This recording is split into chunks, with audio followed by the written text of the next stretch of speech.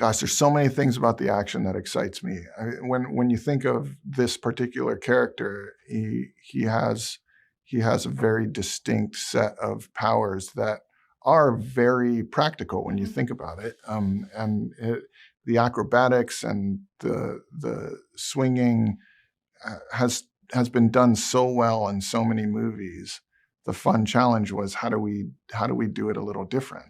Working with Peng Zhang to bring his team on and coupling that with this incredible team here this incredible team in London, who brought really new technology to allow us to do things that we've never done before.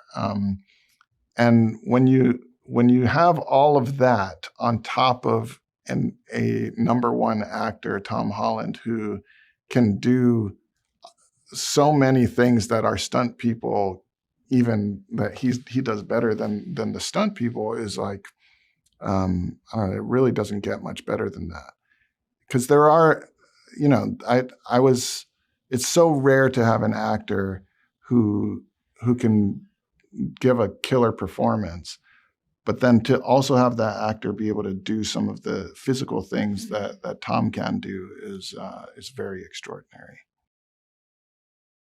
It was actually a long process of trying to figure out how we visualize a villain who is able to jump from person to person.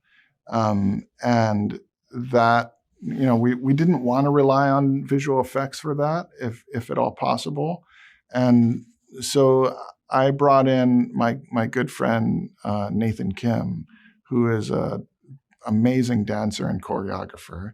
I